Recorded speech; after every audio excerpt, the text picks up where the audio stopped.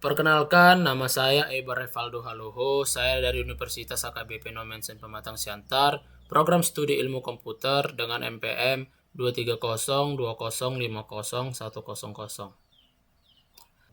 Pada video kali ini, saya akan memberikan tutorial bagaimana cara menghubungkan project website yang sudah pernah kita buat ke dalam server menggunakan layanan IaaS, konfigurasi Ubuntu, dan menggunakan layanan Nginx. Sebelum kita masuk ke dalam video tutorialnya, sedikit saya menjelaskan project singkat yang saya buat. Project yang saya buat ini adalah sebuah menu pada restoran yang menggunakan framework Laravel. Website ini bertujuan untuk menampilkan daftar menu makanan dan minuman agar pelanggan dapat melihat informasi menu dengan lebih mudah.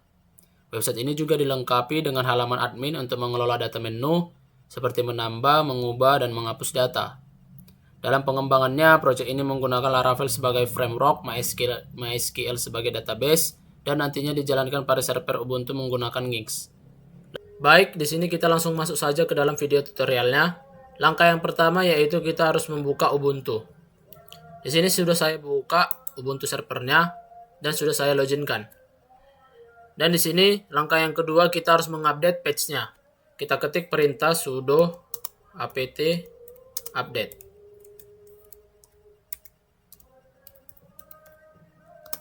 Sudo apt update ini untuk memperbarui daftar paket Ubuntu agar sistem memperoleh informasi paket terbaru. Di sini langsung kita enterkan saja dan kita masukkan password. Kita enter. Kita tunggu sampai hasilnya 100%. Oke, di sini hasilnya sudah jalan. Langkah yang ketiga yaitu kita mengecek versi Nginx-nya. Sebelumnya saya sudah menginstal Nginx-nya. Di sini langsung kita cek saja Nginx-nya.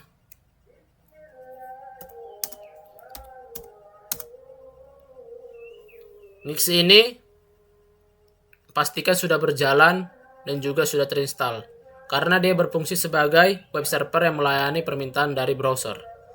Di sini langsung kita enterkan saja. Dan hasilnya sudah ada. Nginx version Nginx 1.28.3 Ubuntu. Langkah yang keempat kita mengecek versi PHP-nya.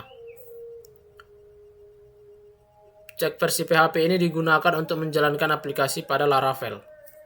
Kita cek PHP -f. PHP -f. Kita enter.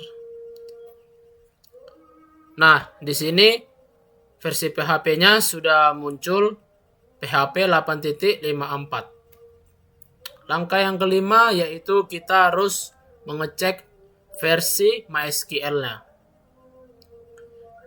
Pastikan MySQL ini sudah terinstall dan aktif sebagai database server. Kita ketik perintahnya MySQL version. Kita enter saja. Di sini versi MySQL-nya sudah tampil 8.4.10.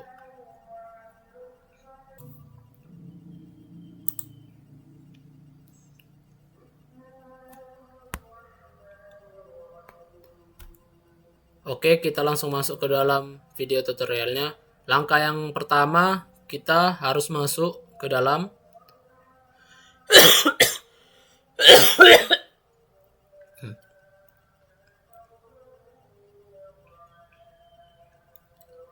Oke, kita langsung masuk ke dalam video tutorialnya saja.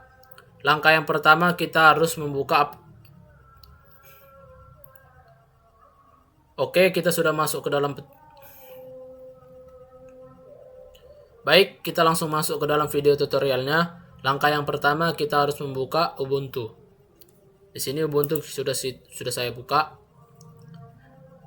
Dan langkah yang kedua kita mengupdate page-nya dulu. Kita ketik sudo apt update. Sebelum kita menjalankan sudo apt update, di sini saya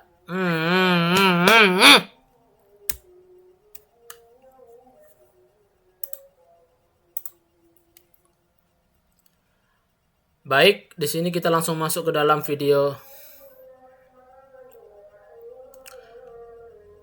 Baik, di sini kita langsung masuk saja ke dalam video tutorialnya. Langkah yang pertama yaitu kita harus membuka Ubuntu. Di sini sudah saya buka Ubuntu servernya dan sudah saya loginkan. Dan di sini langkah yang kedua kita harus mengupdate patch-nya. Kita ketik perintah sudo apt update.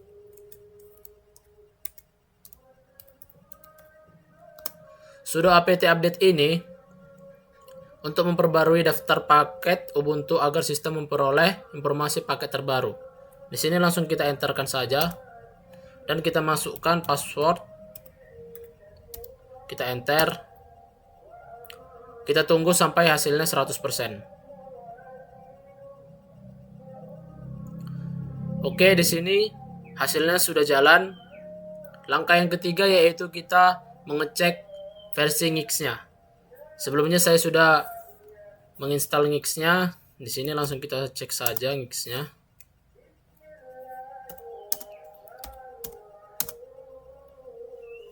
Nix ini pastikan sudah berjalan dan juga sudah terinstall, karena dia berfungsi sebagai web server yang melayani permintaan dari browser. Di sini langsung kita enterkan saja. Dan hasilnya sudah ada. Nix version Nix 1.28.3 Ubuntu. Langkah yang keempat kita mengecek versi PHP-nya. Cek versi PHP ini digunakan untuk menjalankan aplikasi pada Laravel. Kita cek php -f. php -f. Kita enter. Nah, di sini versi PHP-nya sudah muncul PHP 8.54. Langkah yang kelima yaitu kita harus mengecek versi MySQL-nya. Pastikan MySQL-nya ini sudah terinstall dan aktif sebagai database server. Kita ketik perintahnya MySQL version. Kita enter saja. Di sini versi MySQL-nya sudah tampil 8.4.10. Langkah yang keenam, kita buka PHP admin-nya.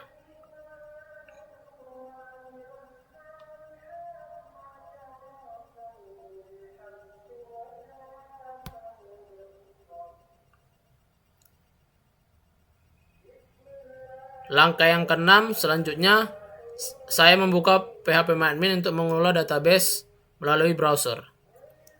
Kita buka saja di sini.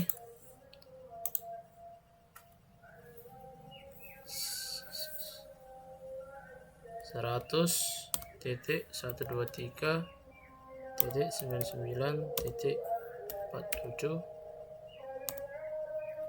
SQL.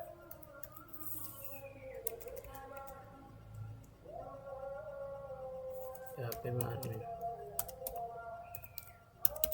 Kita enterkan saja. Nah, di sini kita sudah masuk. Baik, di sini saya sudah masuk ke dalam dashboard PHP admin melalui IP yang sudah kita buat. Lalu kita masuk ke langkah ketujuh, mengecek SSH-nya. Kita buka terminal. Kita pilih Windows PowerShell. Kita ketik perintah ini.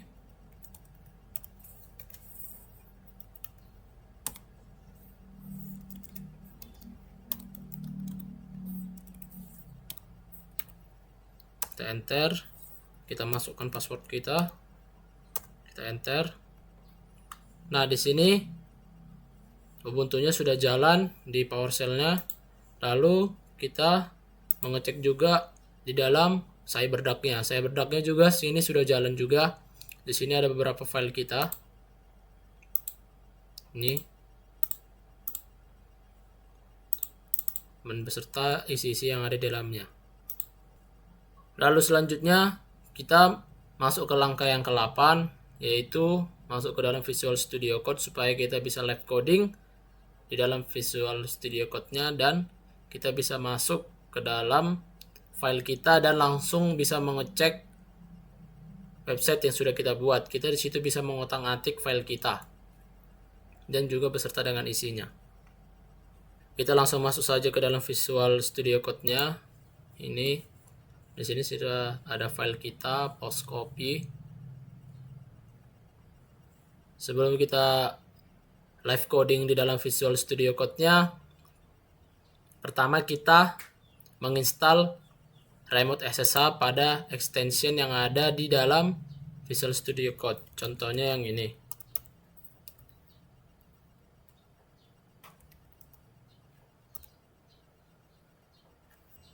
Ini dia Remote SSH-nya sudah kita install di sini. Lalu kita cari ide extension Remote SSH. Nah, sini kita sudah menginstal extension Remote SSH-nya. Kita langsung tekan saja Ctrl+Shift+P bebarengan, connect to host, masukkan IP, lalu kita masuk ke dalam tab baru ke dalam Visual Studio Code-nya. Di sini ada loading setting up SSH host 100.123.99.47. Di sini IP kita sudah jalan, kita langsung masukkan saja ke dalam, masukkan saja passwordnya ini, kita enter.